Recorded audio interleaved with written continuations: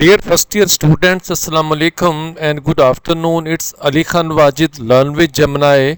अभी आपके साथ ऐसे क्वेश्चंस लेकर हाज़िर हुआ हूँ जो कि आपके लेसन के अंदर बॉक्स में लिखे होते हैं।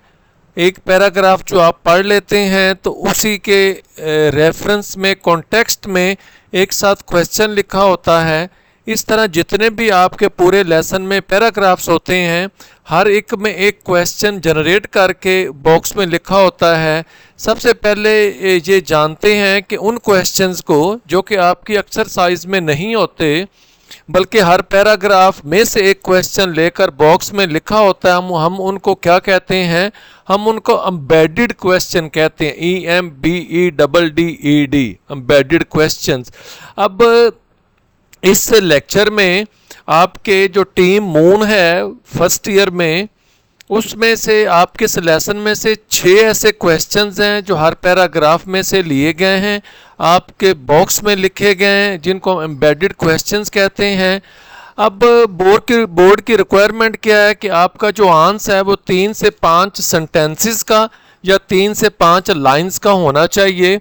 और ये वाला लेक्चर उन बच्चों के लिए तैयार किया गया है जिनको लंबे लेंथी क्वेश्चंस, मुश्किल अल्फाज में क्वेश्चंस को याद करना मुश्किल हो जाता है, लेकिन ये बोर्ड की रिक्वायरमेंट के मुताबिक इन क्वेश्चंस को तैयार किया गया है।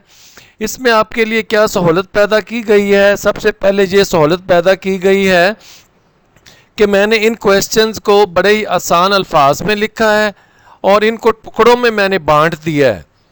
यानी कि आपने इनको बाकायदा एक पैराग्राफ बना के, पैसेज बना के लिखना है। ये मैं बताऊंगा कहाँ से आपने कैसे लिखना है। और ये आपकी आसानी के लिए ऐसा क्यों किया गया है कि एक लाइन बनाई, नीचे उसकी उर्दू लिख दी, ताकि आपको हर लाइन की उर्दू समझ आ जाए कि इस इंग्लिश में लाइन में कहाँ किया गया है। शुरू करते हैं। आपका जो पहला क्वेश्चन टीम मून के लेसन में है, what was significant about Neil Armstrong's first steps on the moon? Neil Armstrong के चांद पर पहले कदम रखने की क्या अहमियत थी? नील आर्मस्ट्रॉन्ग फर्स्ट स्टेप्स वर इम्पोर्टेंट। नील आर्मस्ट्रॉन्ग के चांद पर पहले कदम इसीलिए अहम थे। अब आपने अपने पेपर में जो दूसरी लाइन है, because he was the first person to walk on the moon, ये आपने इम्पोर्टेंट के साथ ही लिखना है। सिर्फ लर्निंग के लिए मैंने ऐसा लिखा है। अब इसका तर्जमा क्या? क्योंकि वो चांद पर चलने वाले पहले इंसान थे। और तीसरी लाइन क्या बनेगी? And it showed the power of team work, और जो टीम वर्क की ताकत को जाहिर करते हैं। अब इस क्वेश्चन का इससे ज़्यादा आसान आंसर, जामिया आंसर जो कि बोर्ड की रिक्वायरमेंट भी पूरी करे, मुझे नहीं लगता कोई और हो सकता है। आपका सेकंड क्वेश्चन है जी, why was the job of the seamstresses at Playtex so important for the Apollo 11 mission? Playtex की दर्जनों का काम अपोलो 11 मिशन के लिए क्यों अहम था? ये क्वेश्चन की आपकी उर्दू है।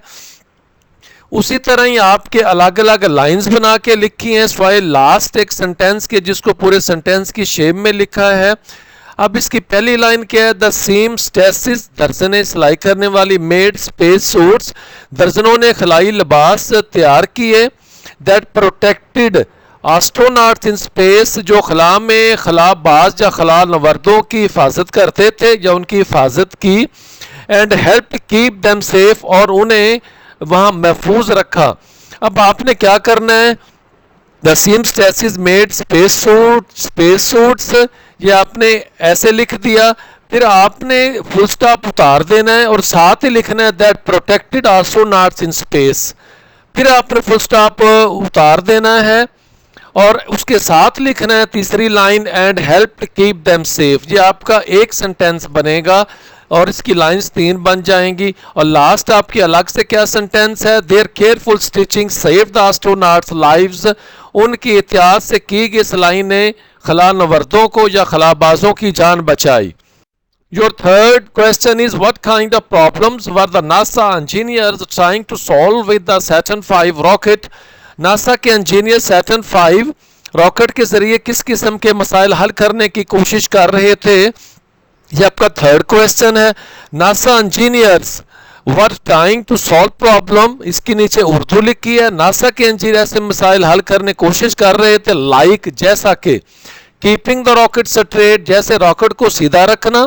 दूसरा sending it the right way, उसे सही रास्ते पर भेजना।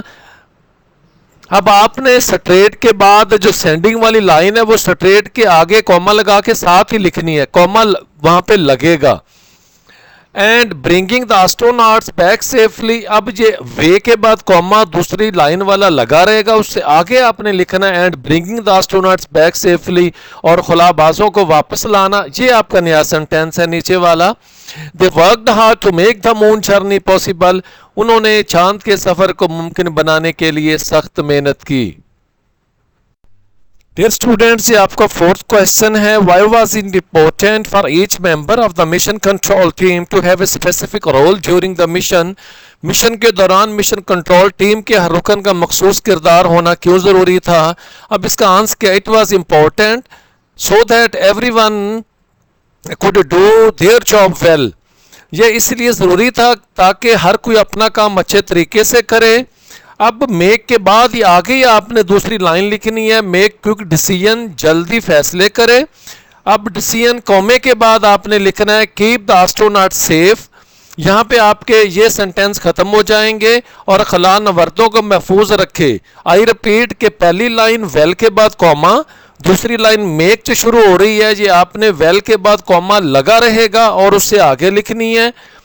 दूसरी डिसीजन के बाद कॉमा लगा रहेगा तो आपने आगे तीसरी line keep the astronaut safe, उससे आगे लिखनी है, फिर फुल स्टॉप लगेगा। फिर ये आपका नेक्स्ट सेंटेंस आ जाएगा, this team work help the mission run smoothly. ये टीम वर्क मिशन को आसानी से चलाने में मदद देता था। पांचवा क्वेश्चन है जी, how did the team at mission control prepare for unexpected problems during the Apollo 11 mission.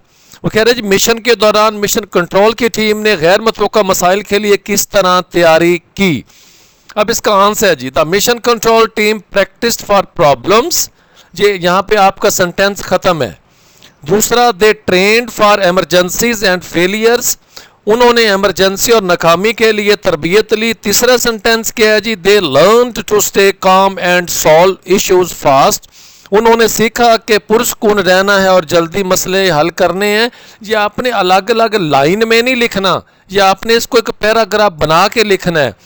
पहली लाइन सेंटेंस प्रॉब्लम्स खत्म हो गया, आगे अगर आपकी लाइन है तो आपने उधर से शुरू करना है। इसी तरह जो दूसरा खत्म होगा, तीसरा दूसरे के खत्म होने के साथ ही आपने शुरू करना है।